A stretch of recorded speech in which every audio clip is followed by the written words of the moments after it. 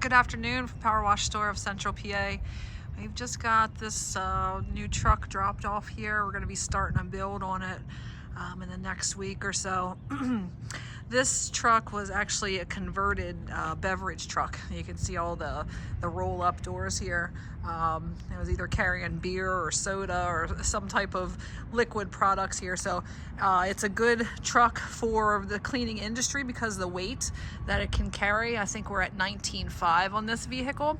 The one downside to converting this was they had to do a bunch of fabrication on this because it was a beverage truck.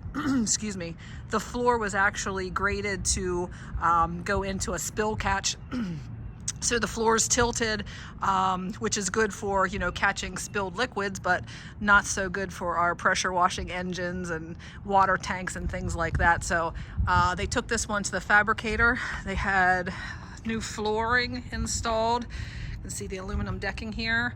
They had the back walls done. They also did some reinforcing here on the ceiling as well. And then the back wall here.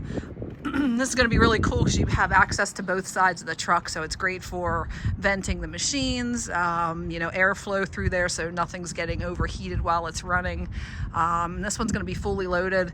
It's going to have a hot water pressure washer. It'll have a soft wash system. It also will have a water purification unit as well, a high flow system that they can actually clean with clean water on this truck as well. Another thing they did before they brought it to us here was they installed these Prime Design ladder racks up top.